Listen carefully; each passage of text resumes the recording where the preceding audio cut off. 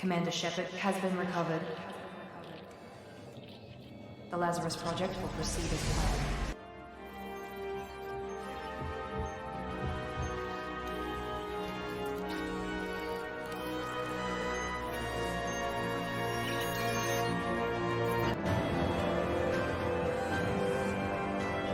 Welcome to the Lazarus Project podcast. This is episode 11, a Mass Effect podcast discussing its characters, lore, theory, and opinion. The podcast is recorded live in the Ploppy54 gaming Discord server. Come join us there to listen to the raw, unedited version. All the details you need can be found in the show notes. My name is Craig, and joining me today is Manning. Hello, everyone. And Tim. Hello.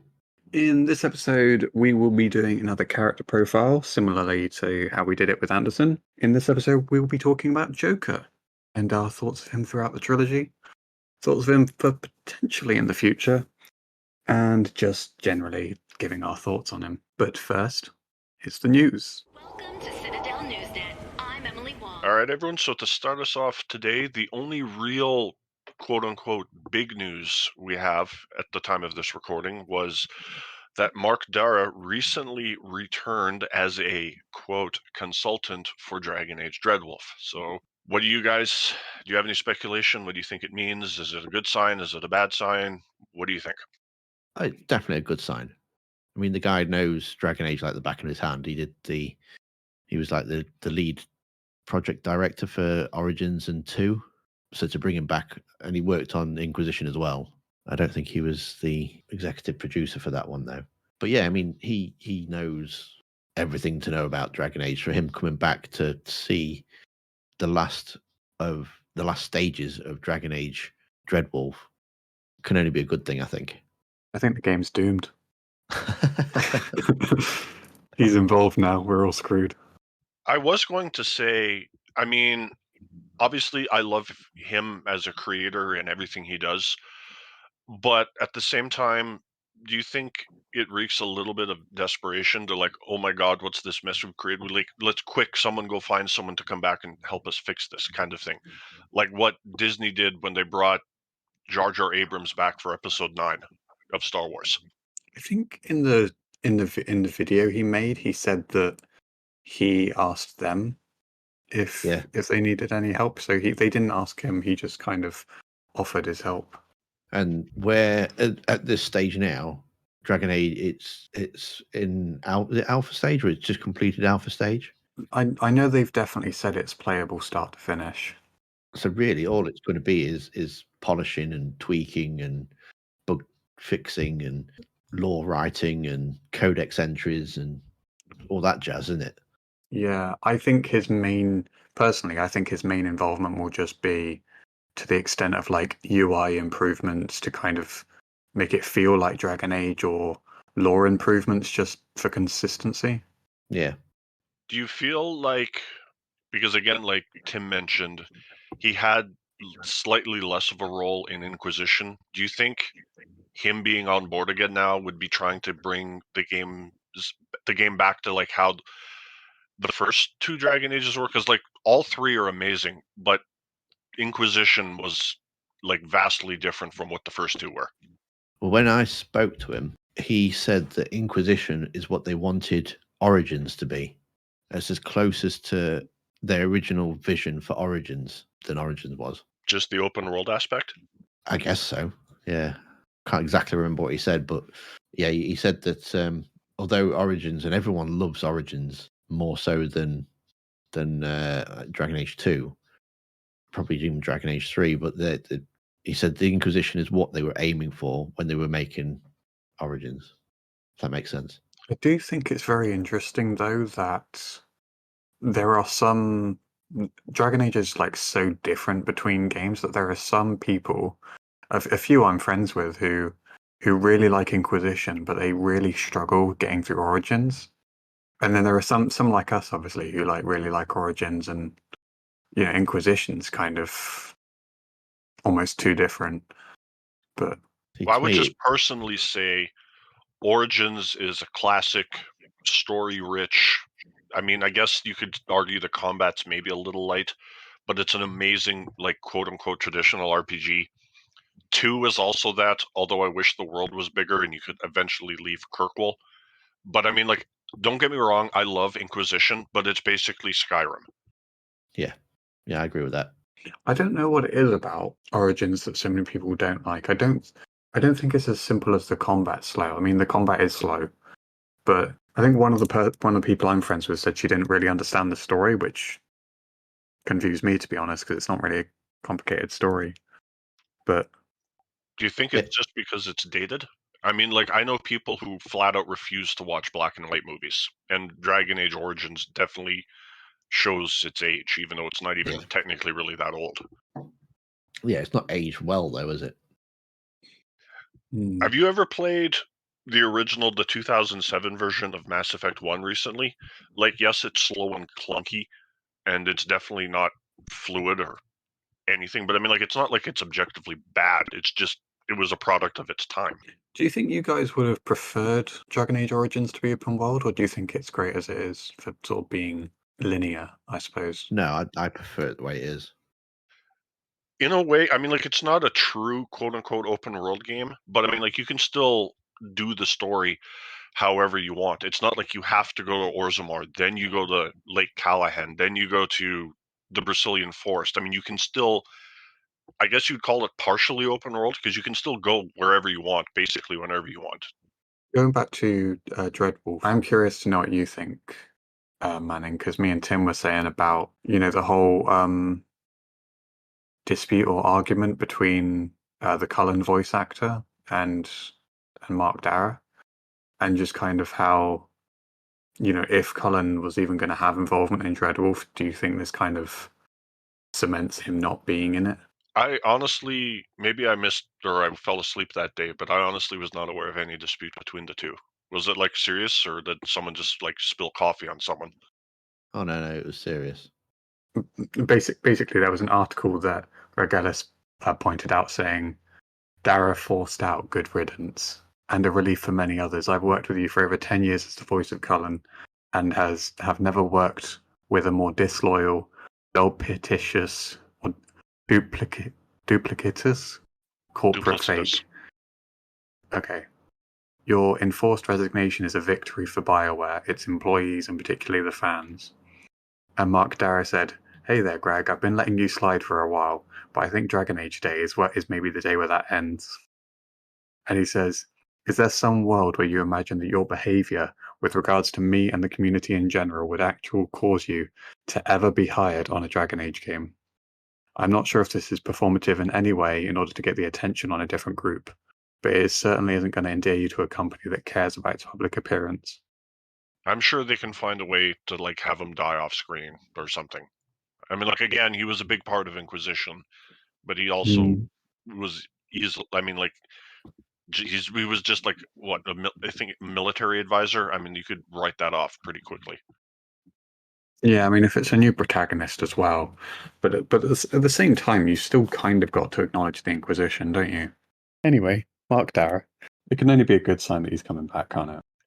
Yeah, I think so. I mean, having someone on board that knows the series inside and out, because it is, I think, isn't it mostly all new people that are making it?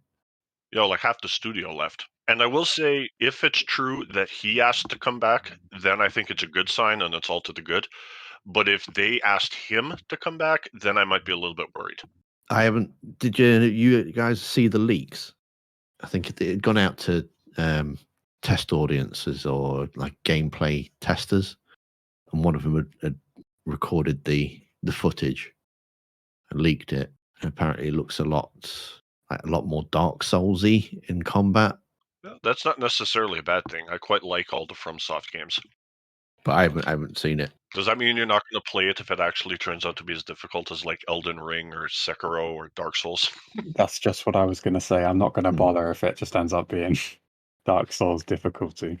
Have you made peace with the fact that the warden's basically just gone now, Tim? Or would you like a callback in any way to your warden from Origins in the new game? And what, or if you would, what way would you want them to do it? I would like to see some conclusion to my warden. Because the only way you can get closure with your warden is if you have him killed at the end of Origins. But if you do that, you can't then import your save into Awakenings, which frustrates me. So you have to keep your warden alive if you want your world state to be imported into Awakenings. But if you do that, then you don't really get a satisfying ending. You could always do what I do and get Morgan pregnant and then leave through the portal with her. That's a pretty good closure to that story. You don't have to romance her to have the baby, though. No, but romancing her is better anyway. She's the best. Here's controversial opinion. Morgan is the best romance in any BioWare game. The romances were so much better done in Dragon Age. That's another thing, actually, as well, is if Mark Darrow is involved, maybe they will lean into that nostalgia a little bit more if they've got somebody who's, a bit more of a veteran. Watch the protagonist of Dreadwolf not have a voice. It would be quite cool if you could just have your protagonist to be the Grey Warden, though. Yeah, I mean, it frustrates me that in Dragon Age 2 they were looking for him, and they know that he'd gone off to find the cure to the calling. And that's why they couldn't find him or her, I suppose. But well, I think that's more so to do just with the fact that the 3 choices you make at the end of Origins all are very, very different. It's not like subtle variations of the same thing. So it almost was easier in 2 to just be like, oh, the warden's gone. And then in Inquisition, it can be a case of either, he's a stay-at-home dad with Morrigan and looks after, he's a good father and stuff, or he's still out there wandering somewhere. I didn't mind that, to be honest.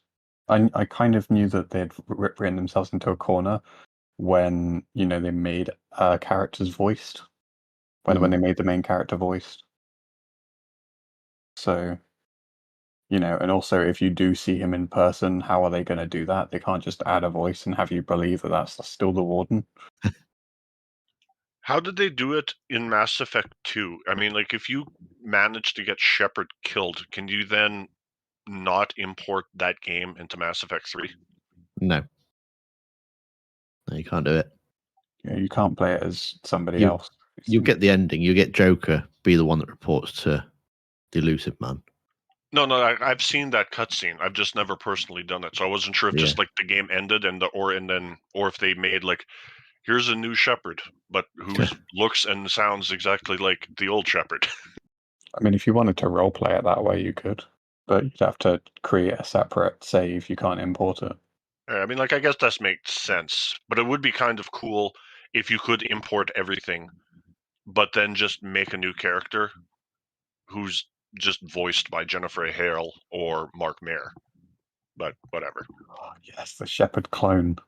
That'd be clever. Yeah, that you play as his or her clone in the 3rd game.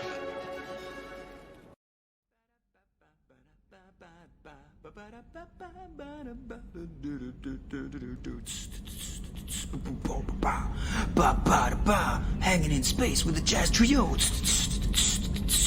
Now coming with the bass. Well, his first canonical appearance is in a webcomic.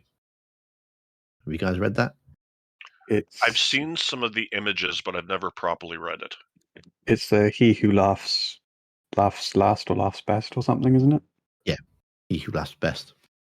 Yeah, it's very short. It's very cool that it appears in the complete comic collection, though. On one of the games?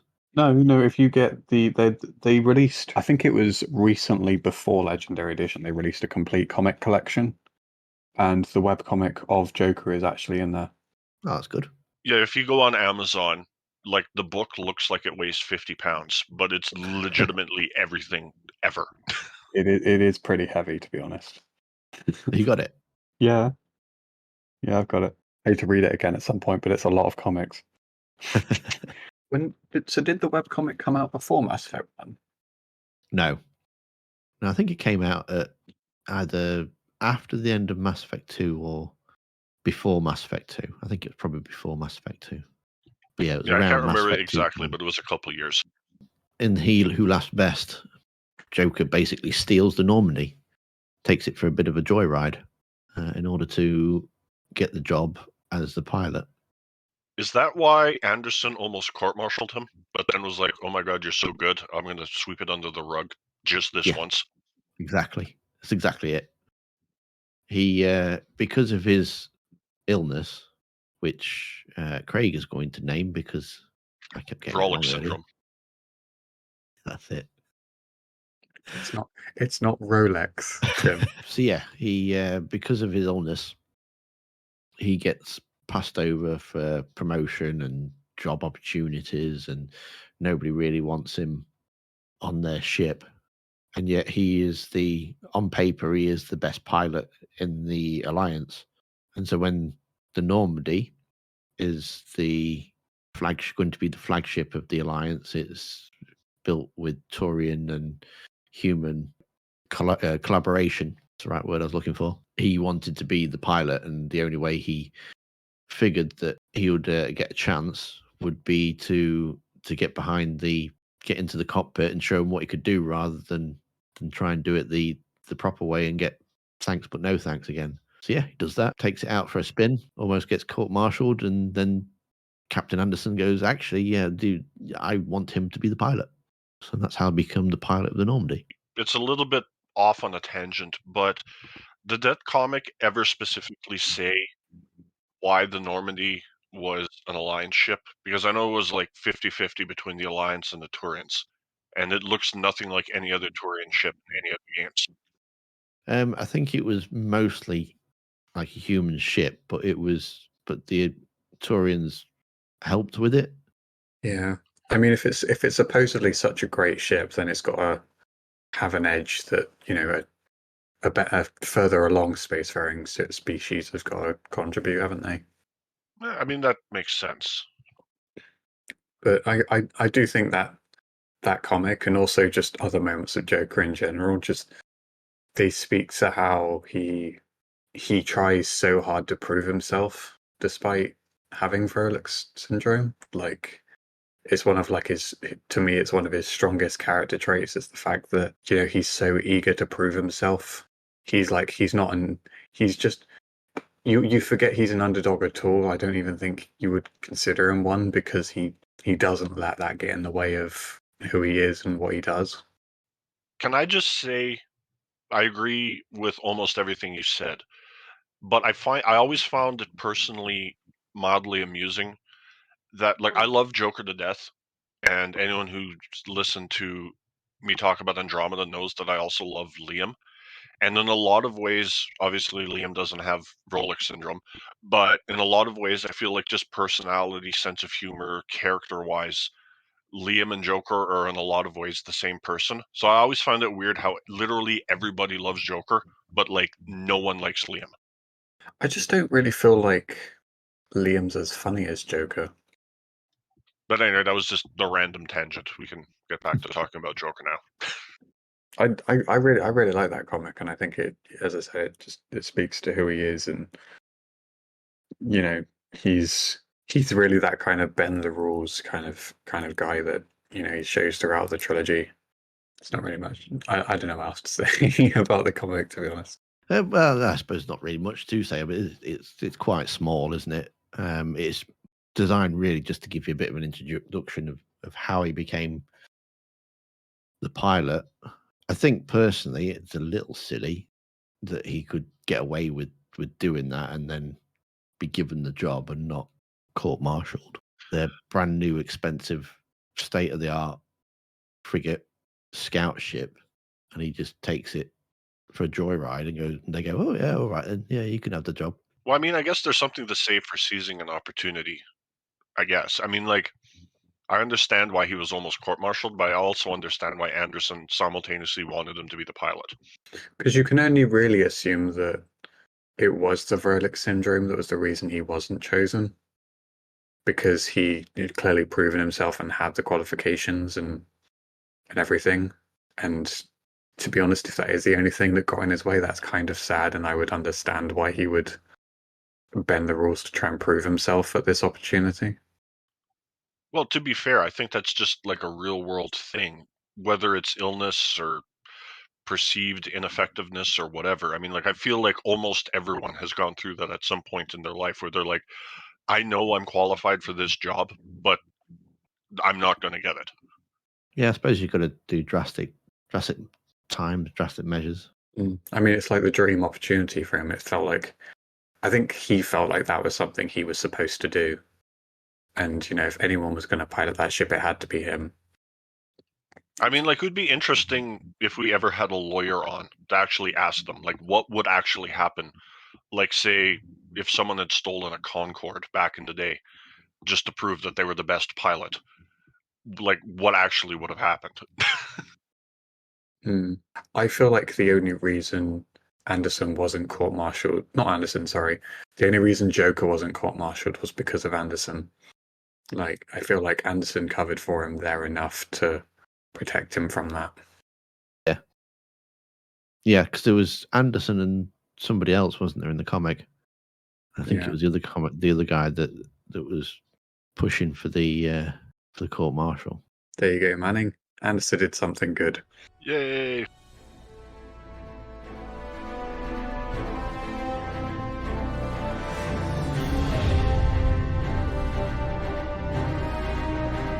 Hitting the relay in 3, 2, 1.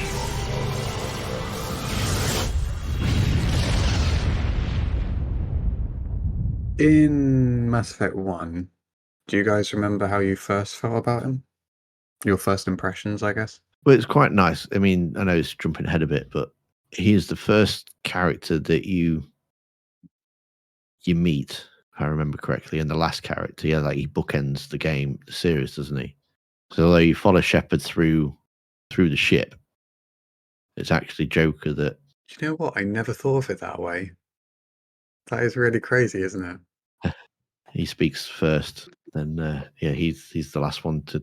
I think in all endings, doesn't he? He gets out the ship, whether the ED is with him or not. I will say I loved him almost instantly, and I will admit that a small portion of that is just because he was voiced by Seth Green. But I loved his character and just how he interacted. But especially in the first game, I don't know, am I the only one who was a little disappointed that after the first cutscene, Caden's not in the cockpit with him anymore? Because, like, the way they were kind of, like, playfully arguing with each other right before Vernus came in almost made me, I was like, oh, I can't wait to have a whole game of this. And then it's actually only the first cutscene, and then Caden goes downstairs. Yeah, I mean, their little the banter and that you can tell straight away when Joker's like, I just hit the. Something like, I just jumped halfway across the galaxy and hit a pinpoint or something. You remember to zip up your jumpsuit on the way out of the bathroom? That's good. I just jumped us halfway across the galaxy and hit a target the size of a pinhead. And So you that's said incredible. that's good. You know, going to the toilet and not catching your thing in your zipper. That's good. So yeah, you kind of get the straight away. You know what you're in for with him, don't you? Yeah, he's got he follows rules and he's a professional, but he also bends rules and he's not afraid to talk back. I think he comes across as like Han Solo-ish as well. He's got the confidence, and he's got the ego, and he's got the talent of flying a fast ship. Yeah, well, it's like he even says, he's like, I'm not good, I'm not even great, I am the best. And like, when you know you're the best, you're bound to be a little bit arrogant or cocky. Yeah, I do think he's got enough of a backstory there, though. Like, he doesn't give you much in the first game, but like when he does tell you about like his experience in flight school, and he just worked really hard. He didn't have many friends or whatever, but he worked really hard, and someone made fun of him and called him Joker because he never smiled. I think it does kind of just show that he doesn't have a perfect life, but like he's like that nerdy kid that just tried really hard and nobody really wanted to be friends with, but like he got what he wanted in the end, kind of thing. But he earned everything he got. He wasn't handed anything. Yeah. Also, is it weird to say, but before I found out that him and Shepard are only a year apart, is it weird to say that the first time I played, I would have bet you money that he was 10 years younger than Shepard.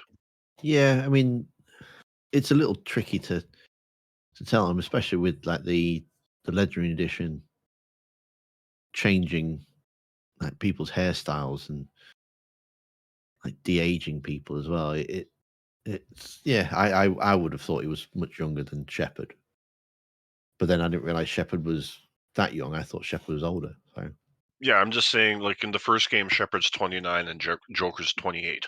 So maybe not 10 years, but definitely more than just 1 year. Yeah, I always thought it was a bit confusing with Shepard because, Shepard's got quite, well, you obviously choose Shepard's history and Shepard's recent history, and it kind of gives you an impression that they must be like in their 30s or something, doesn't it? I don't know how old Shepard actually is.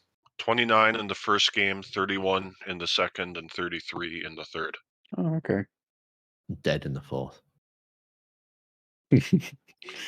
Or if you do the right thing and pick a control ending, then Shepard's an omnipresent deity. But I'm just saying, Joker comes across as a little frat boyish, for lack of a better term, and he doesn't strike me as someone who I would expect to be almost 30.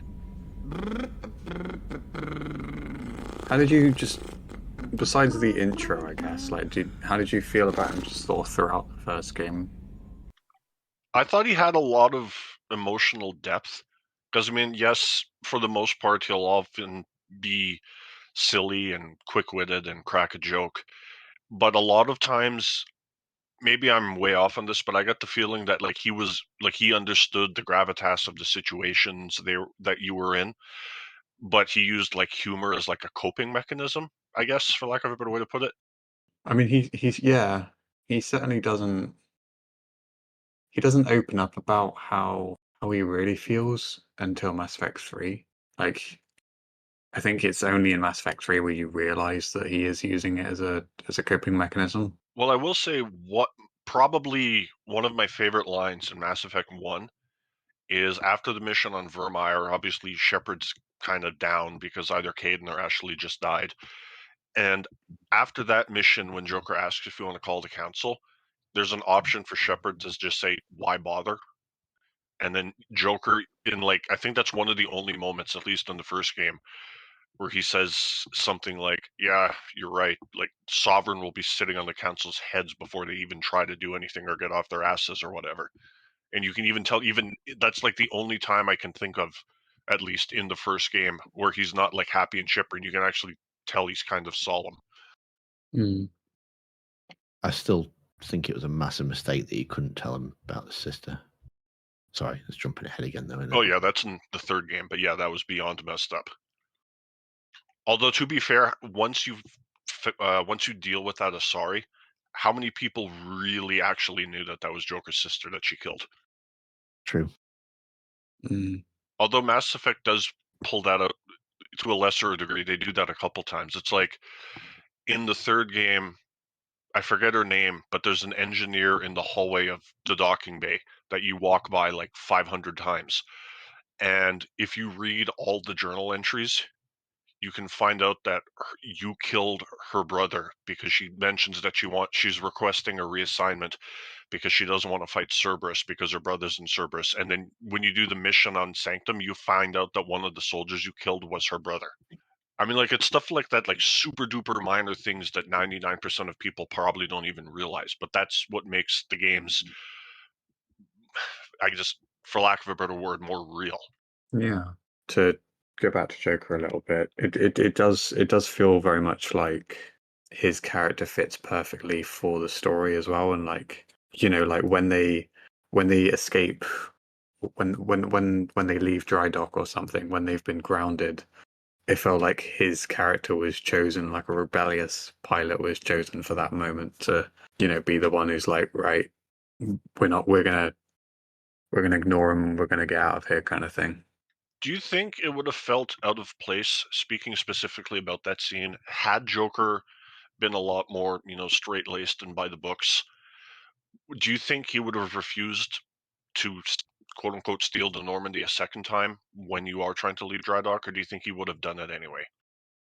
I think there are some characters that are just loyal enough to Shepard to do it anyway.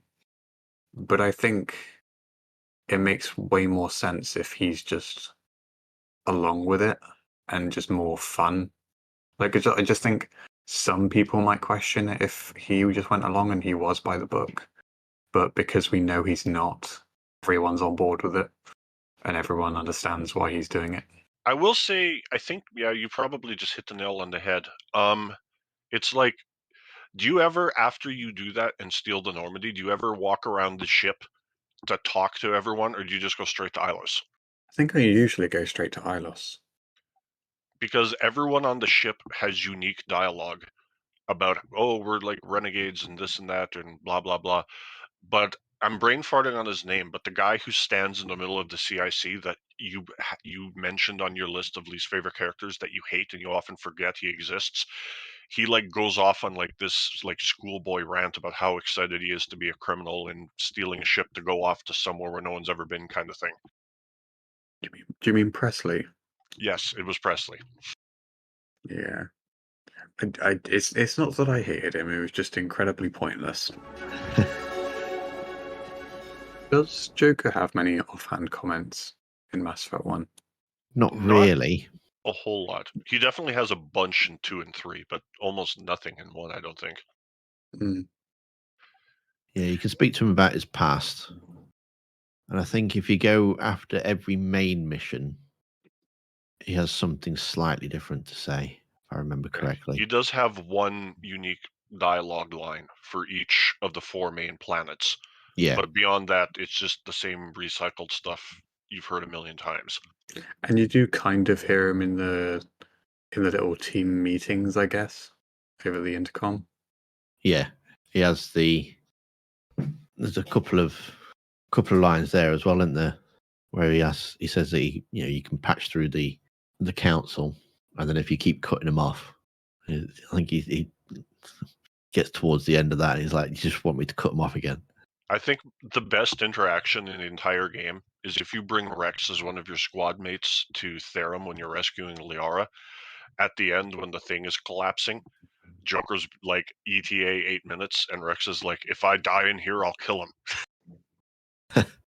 And I do like his reaction to Hackett as well. If you've been doing like the side quests, you do so many. I don't quite know how, if it just triggers on a certain one or you have to do so many, but he eventually turns around and goes, "Oh, look, it's the Alliance again. And guess what? They need your help again." I think, and that fits perfectly with this character, just, again, somewhat rebellious and kind of snarky, and like, I get the feeling like that he respects Hackett, but he also enjoys talking back to him at the same time. I think he's also just kind of the look to the camera kind of guy as well. Like, it felt almost like he was joking to the player. Like, look, the player character is needed because no one else can do it. Yeah.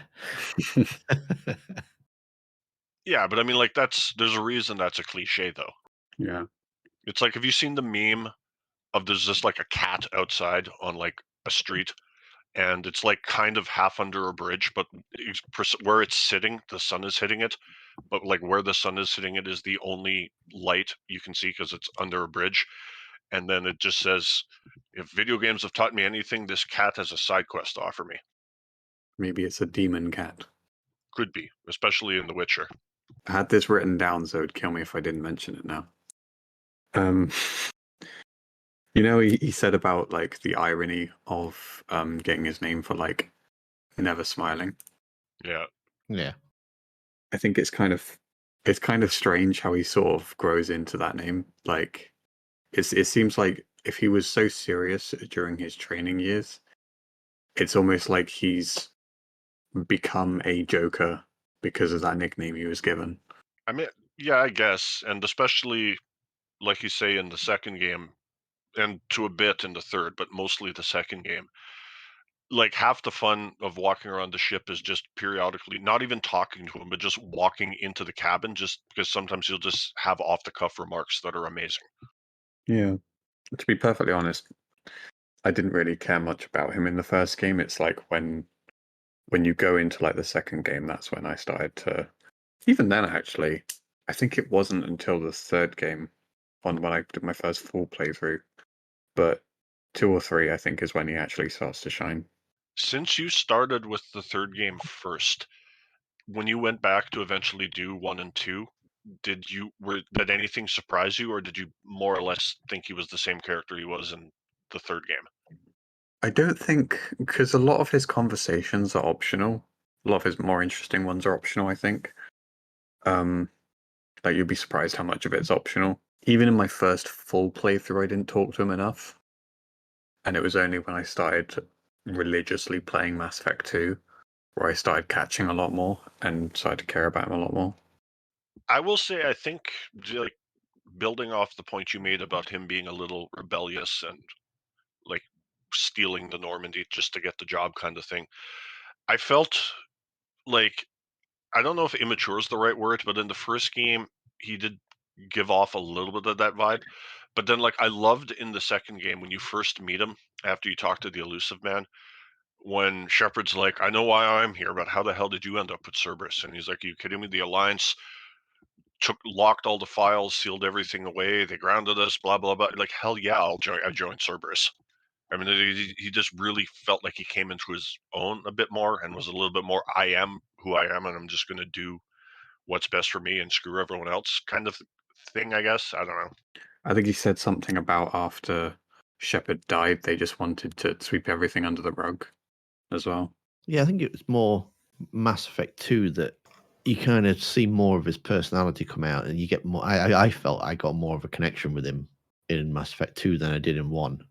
Like I said, think a lot of that, though, is just because he has so much more dialogue. Because, like we said, in Mass Effect 1, aside from the 4 main planets, there's no real new dialogue if you just physically go talk to him. Like, yeah, he'll say stuff in cutscenes, but if you physically go talk to him, he has nothing new to say after the first time you talk to him. But what he does say in cutscenes, though, is quite good. 20 meters? No way we can make a drop in there.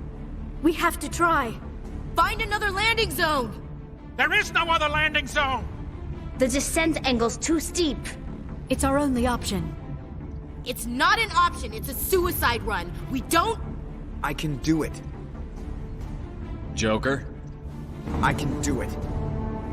gear up and head down to the Mako. Joker. You kind of believe him that, you got presses saying, oh, you need 100 yards of open terrain. And he's like, I can do it. And you're like, yeah, okay, I believe you. See, and I guess that just shows, too, like, the duality of his character. Because, like, when he's serious, like, he almost scares me. But at the same time, he can also just be, like, a goofy dork. I almost feel like, to me, that was a really determined moment. Like, trust me. Like, you've done this many missions with me at this point. You should trust me. I can do it.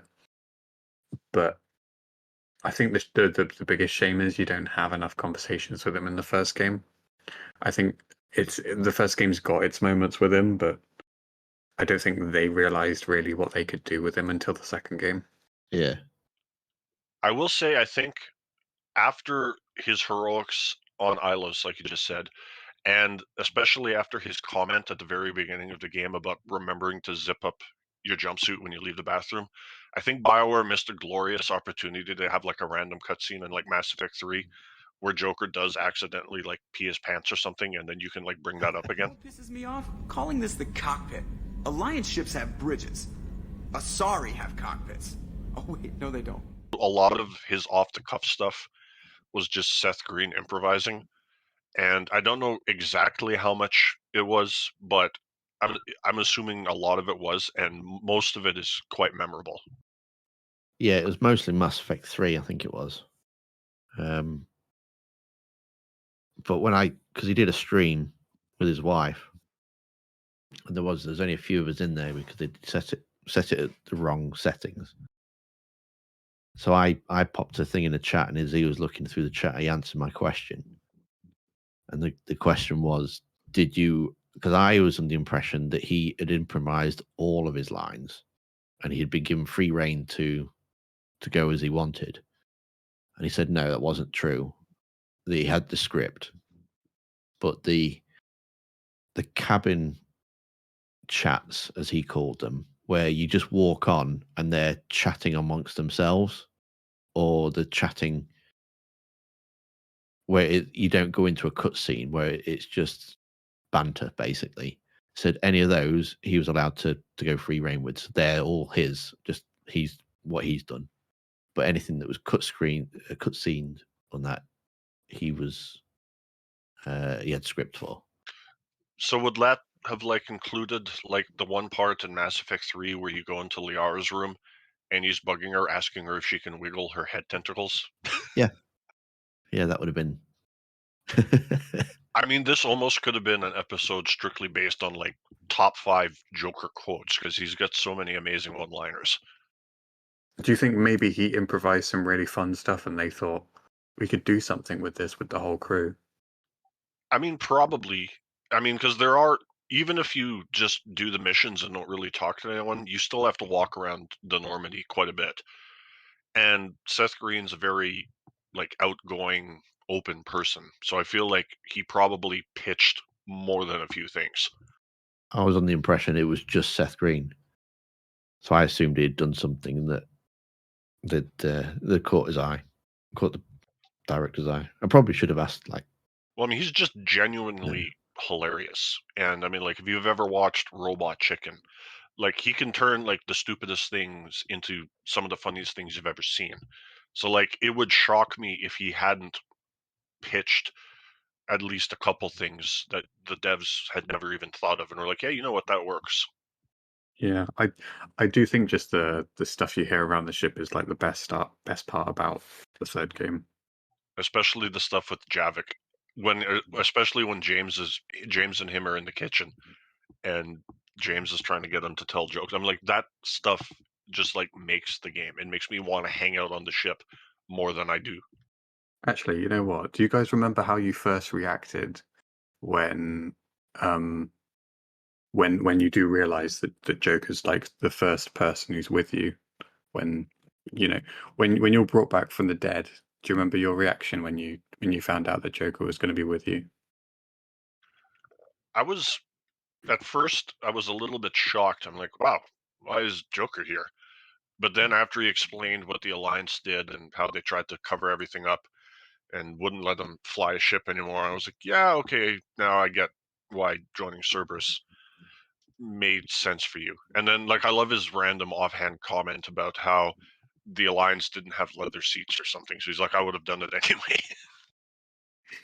Yeah, I was because the opening scene where you save his life, and he's determined he's going to go down with the ship, and he's not leaving the Normandy, and it's his baby, and basically throw him into the escape pod. You're like, that moment, I think, cemented that he was part of my crew, and I made sure he's got out alive. And then to see him walk out there, and you're like, oh, awesome! You're alive. You're going to be the pilot again. And then, of course, they introduced the Normandy, which is bigger and better and shinier, and they're like, yeah, this is going to be all right. We've got the best pilot, the best ship. Now I need to go around and find all my old crew, and we'll carry on just as we did before. I was just going to say with what we were saying about how rebellious he is as well, how much he didn't care for the council as well. Like, it just made perfect sense. Yeah, and I was just going to mention, like, it fits in with his rebellious nature, and like you said, he didn't trust the council and everything. And it did evolve quite a bit in the third game, but in the second game, how did you feel about his interactions with Edie? It was lovely. I liked him and Edie. I mean, there's such a massive arc there. You go from Mass Effect 2, where they're constantly bickering, and Edie goes, yeah, he doesn't like me being installed on his ship. And he'd snap him back, and he's like, I preferred it when the Normandy was quiet, and doesn't keep reminding me. He's like, you've left the airlock ajar. Things like that. And then to go from that to their mutual respect for each other, and then to some kind of romance further down. It is a beautiful arc that he has got with his ship, I suppose. Well, and especially because it works both ways, because then, especially in the third game, because obviously then Edie has a body, and then some of the conversations you can have with Edie on the Citadel where she's asking you for relationship advice are genuinely hilarious just because of how much she doesn't understand or know. And then you can have a conversation in the bar with Joker, and he'll ask you about it, and it's just like it feels wholesome. Yeah. Yeah, I'd agree with that. In hindsight, I think it goes a long way to what they tried to do at the end of 3 as well. They're really trying to, and I know you won't agree with this, Tim, but they're really trying to sell the idea of synthetic life being evolved into something that's like just as normal as organic, just as alive as organic, and having their relationship develop over Mass Effect 2 kind of goes a long way to, show how when you spend enough time with anyone, if they're synthetic or organic, you'll get to like them. Just because she does have a personality, even when she's a ship.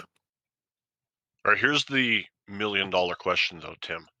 In Mass Effect 2, after the Collector attack, when you're interviewing Joker with Miranda and Jacob, and Miranda says something about "Don't even get me started on unshackling an AI," and Edie's like, "I wouldn't have done anything. You're not just my crew, you're my friends," or whatever she says. Do you ever pick the option where it's like you're not part of the crew, you're just a machine? I don't think I have. There we go, Craig. I think we're finally starting to turn him. There is hope. Yeah, like you said, it's nice to see Joker. I don't know how a relationship with him and Edie would actually work, but it's nice to see him actually be happy. And especially after, I mean, I don't think the game ever actually addresses what happened to his dad, but we've covered what happens to his sister and how stupid it is that you can't tell him.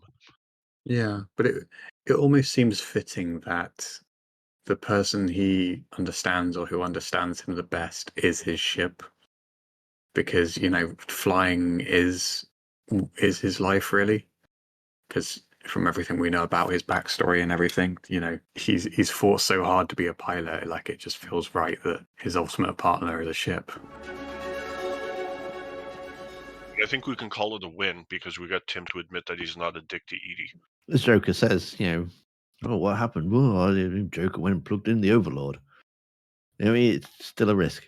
That would be the greatest thing in the world if you could bring Joker on the Shadow Broker mission, and then when the Shadow Broker does his famous you travel with interesting companions, Doctor, and then you could have been like, "Thank you for bringing me Mr. Moreau. I had to spend all day computing pi because he plugged in the Overlord."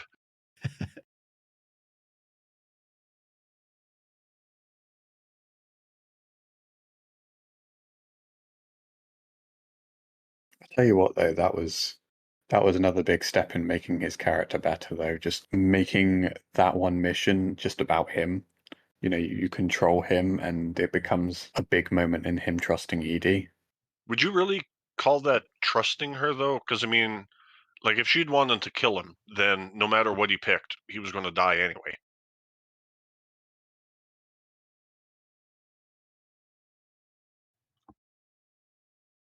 Well, yeah, okay. But, like, it's a big moment for him growing to trust her because she didn't do that. Yeah, and he didn't trust her up until that point. Remember, she was a spy on his ship, and he was more than capable of handling the Normandy without her help. And so, yeah, that's kind of a turning point in their relationship, isn't it? I think you're taking the human-machine interface a little far. I'm just having a little fun with you, Commander. No need to get all unnatural on me. What Jeff and I are exhibiting is more a platonic symbiosis than hormonally induced courtship behavior. Okay, yeah, that was a little creepy. And just being able to play as him is a big deal as well. I think it's a really clever way to put the player in a vulnerable position and make that moment a little bit more terrifying. It is pretty tense, but I will say I think the pacing of it is a little weird because if you noticed, if you do it too fast, there's a part where you'll die no matter what. There's one spot in particular where you have to physically stop to wait for a collector to walk by, then go. I mean, I'm just saying it's funny that the quote unquote crippled person who limps everywhere can actually do something too fast. Yeah, that is kind of strange to think about, actually. So Thessia, huh? I guess the Asari are wishing they had fewer dancers and more commandos right about now. Too soon? You're a damn good pilot, Joker, and I put up with a lot because of that, but we are in the middle of a war. You see this? Tiptree. Little colony out in the ass end of nowhere. My dad lives there. So does my sister. Reapers rolled in about 2 weeks ago. So you can assume that I'm generally aware there's a war on, Commander. So why the jokes? Because EDI says that according to your armor's metabolic scans, you're under more stress now than during the Skillian Blitz. Like, more than a Kuz, where Thresher Maws ate the rest of your squad. And the last time I had a briefing with Anderson, he told me to take care of you. The guy leading the resistance on Earth is worried about you. And I'm supposed to help. When I want a damn pep talk, I'll ask for one. Otherwise, you're my pilot, not my therapist. Are we clear? And I like to... Yes, that Commander.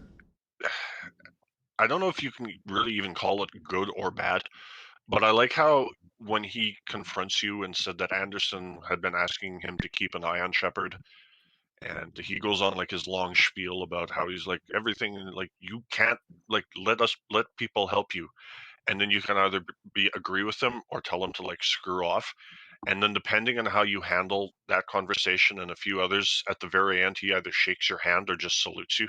I thought that was subtle but interesting too. Did he shake your hand or did he salute?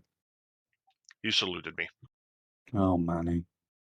The first time playing through 3, when he cracks a joke at the most inappropriate time, I got cross with him, and then I was really cross with myself that I didn't have the option to apologize.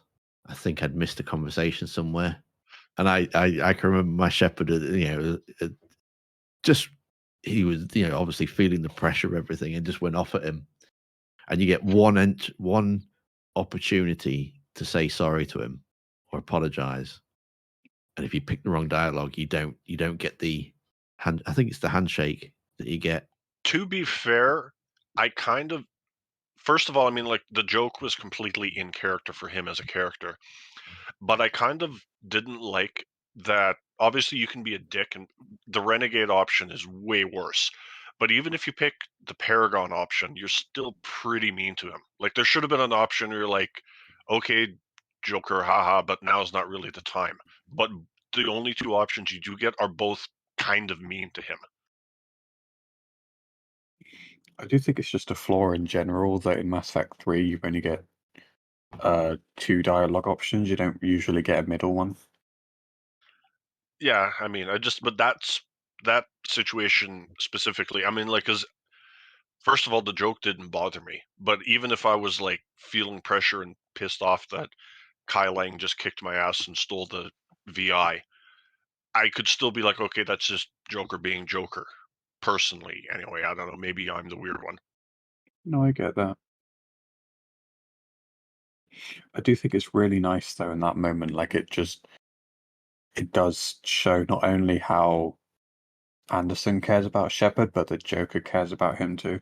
I guess Joker and Shepard have an interesting relationship, but I think for the most part it's more good than bad.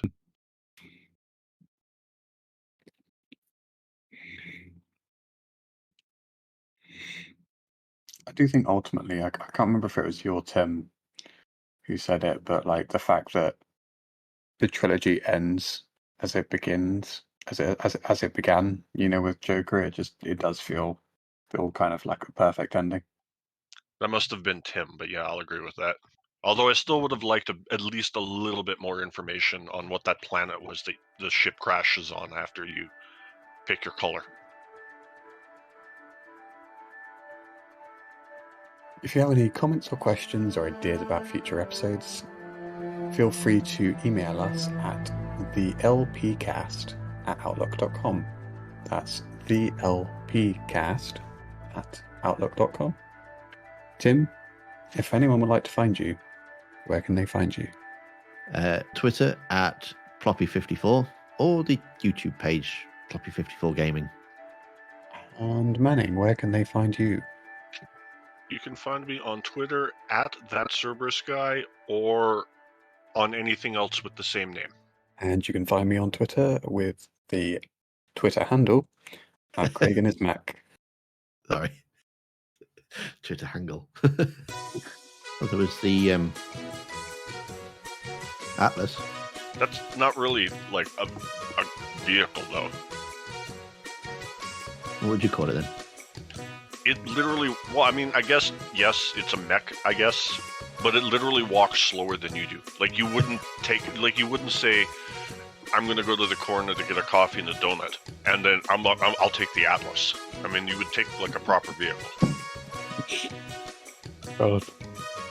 You wouldn't be saying, I'm going to get a coffee and a donut and take the Mako either. You end up on the roof. Can you imagine a Cerberus soldier just showing up to the store in his mech? To be fair, I'm pretty sure because the Mako has wheels and not treads, it would actually be street legal. Although you'd probably have to take the gun off. I mean, I've seen, like, the elderly drive, like, their scooters in the road, so why not just drive a mech, you know? Well, you gotta come to where I'm from in the US, people drive their lawnmowers to the grocery store. I'll tell you what, if mechs were actually a thing, I would use one for transportation if I was old, because I'm going to be slow anyway, and I've also got, you know, the extra protection. Only if it's a cool brobot like the mech. I can never remember his name, but the mech in Titanfall 2. Sorry. I was just listening to you talk and I was thinking, should I be capturing this? Probably.